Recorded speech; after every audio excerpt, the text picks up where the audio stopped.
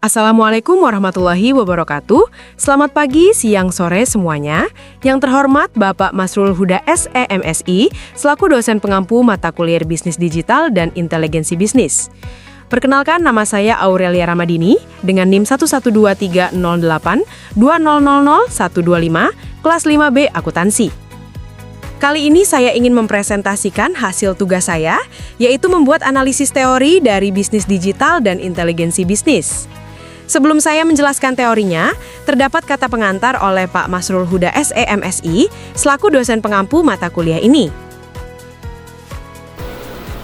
Bismillahirrahmanirrahim. Assalamualaikum warahmatullahi wabarakatuh. Dalam konten video ini merupakan ringkasan analisis dari mahasiswa yang saya ampu, yaitu dari mata kuliah Bisnis Digital dan Intelijen Bisnis.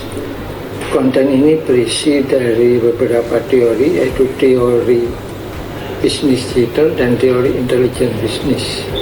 Teori ini dipakai dasar untuk menganalisis dan mengambil kesimpulan dari fakta-fakta dan kasus kejadian yang ada di dunia digital, terutama diambil dari podcast, YouTube, kemudian Instagram, dan lain-lain yang ada di dunia digital. Kepada mahasiswa kami ucapkan terima kasih yang sudah berusaha untuk melaksanakan tugas dari mata kuliah Bisnis Digital dan Intelijen Bisnis. Pada analisis pertama yang berjudul Narasi Demonstrasi, kritik Ferry Irwandi versus peran intelijen TNI dan intelijensi bisnis, Ferry Irwandi sang pendiri Malaka yang menentang kuat stigmatisasi demonstran oleh pemerintah sebagai teroris. Narasi aparat menyederhanakan kerusuhan dengan alasan narkoba, dan keberadaan intelijen TNI dianggap memprovokasi, padahal mereka untuk pengumpulan data dan mendukung keamanan. Banyak korban dari kekerasan aparat dan masa gelap selama demonstrasi. Mari kita menganalisis dari kasus ini bahwa terdapat ketegangan antara narasi negara yang mengkriminalisasi demonstran dan realitas di lapangan yang menunjukkan keresahan sosial mendalam. Narasi negara dan persepsi rakyat tidak sejalan, memicu diskursus demokrasi, keadilan sosial, dan transparansi. Jadi, kesimpulannya peran intelijen dan aparat harus jelas agar tidak menimbulkan keresahan berlebihan. Negara perlu meningkatkan keterbukaan dan responsif terhadap aspirasi rakyat guna menjaga keseimbangan antara keamanan dan kebebasan sipil. Masih dalam pembahasan Ferry Irwandi, yaitu intelijensi bisnis dalam mengelola resiko reputasi dan dinamika opini publik. Ferry Irwandi dan keterlibatan TNI. Ferry Irwandi dituduh melakukan tindak pidana oleh TNI, menimbulkan kontroversi karena isu hukum pidana sipil seharusnya ditangani kepolisian, bukan militer. Perdebatan publik di media sosial sangat intens dengan tema framing politik, buzzer, dan tuduhan keterlibatan tokoh politik termasuk Presiden Prabowo. Menganalisis bahwa ketegangan signifikan terjadi antara penuduh dan yang dituduh, memperlihatkan adanya framing dan kepentingan politik yang mempengaruhi opini publik. Lalu, diskursus di ruang digital menjadi emosional dan terpolarisasi. Kesimpulannya yaitu, masyarakat perlu lebih kritis dan tidak mudah terprovokasi agar diskursus publik tetap sehat dan berjalan dalam koridor hukum serta demokrasi. Analisis selanjutnya yaitu mengungkap korupsi digitalisasi pendidikan melalui perspektif intelijensi bisnis. Nadiem Makarim yang dikenal sebagai pengusaha sukses ditetapkan sebagai tersangka bersama pejabat kementerian lainnya. Korupsi pengadaan Chromebook di Kemendikbudristek menimbulkan kerugian negara sekitar 1,98 triliun rupiah dengan markup harga dan kualitas perangkat yang jauh di bawah standar anggaran APBN. Analisis, aset Nadiem melonjak dan turun drastis dalam waktu singkat, menimbulkan kecurigaan praktik keuangan tidak wajar. Dugaan keterlibatan Presiden Joko Widodo muncul dari bukti komunikasi terkait pengadaan Chromebook sebelum Nadiem resmi menjadi menteri.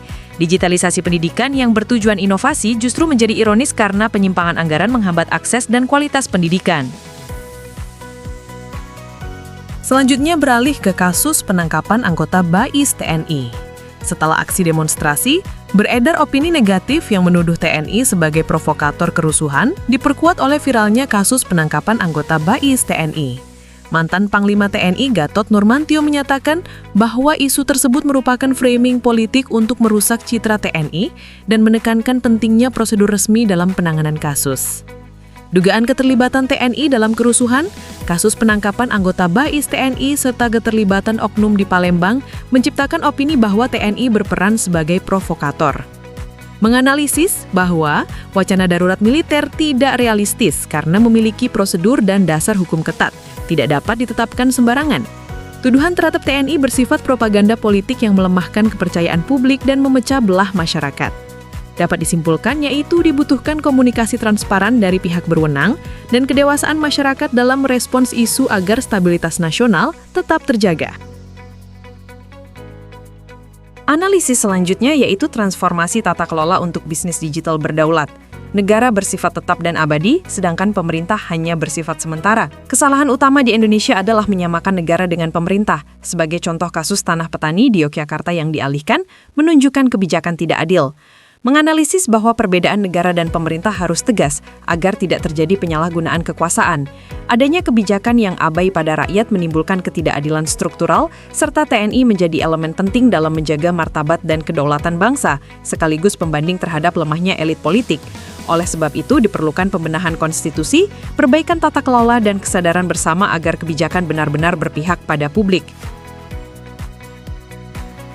Selanjutnya, pembahasan analisis dari Raymond Chin tentang strategi membangun bisnis digital yang berkelanjutan. Raymond Chin yang menekankan bahwa kesuksesan datang dari eksekusi yang cepat dan berulang, serta mendapatkan umpan balik langsung dari pasar. Ada 3 komponen utama yang paling penting saat memulai bisnis adalah produk, marketing, dan operations. Maka dapat dianalisis bahwa konsep ini cocok untuk era bisnis digital karena pasar bergerak cepat dan butuh adaptasi segera. Produk minimum, MVP, dan digital marketing mempermudah uji pasar. Lalu operasional digital, automation, delegasi, sistematisasi membuat bisnis lebih scalable. Mindset bisnis sebagai sistem bukan pekerjaan individu mendorong sustainability. Jadi kesimpulannya, kunci keberhasilan adalah eksekusi cepat, uji pasar, umpan balik, dan perbaikan berkelanjutan. Pembahasan selanjutnya, Raymond Chin juga menerapkan peluang bisnis digital minim modal di era AI. Beliau membagikan 3 ide bisnis digital yang dapat dimulai dengan modal minim. Ia menyoroti tren pertumbuhan ekonomi digital di Indonesia yang diproyeksikan mencapai 4.500 triliun rupiah pada tahun 2030 dan menekankan peran penting AI dalam menurunkan barrier of entry. 3 ide bisnis digital modal minim, pertama, Clipper Affiliate, yaitu potong video panjang jadi konten pendek plus afiliasi. UGC Agency, yaitu jasa pembuatan konten otentik untuk brand. Dan Remote AI Work, yaitu freelance global dengan skill AI, copywriting, desain, dan lain-lain. Jadi disimpulkan bahwa bisnis digital bisa dimulai dengan modal minim asalkan ada effort dan skill, serta AI dan tren konten menjadi kunci sukses. Analisis terakhir yaitu strategi pemasaran digital, optimalisasi marketing funnel, yang membahas tentang marketing funnel. Marketing funnel adalah sebuah kerangka kerja yang membantu pemasar memahami perjalanan pelanggan dari awal hingga akhir. Terdiri dari 5 tahap: awareness, consideration, conversion, loyalty, advocacy.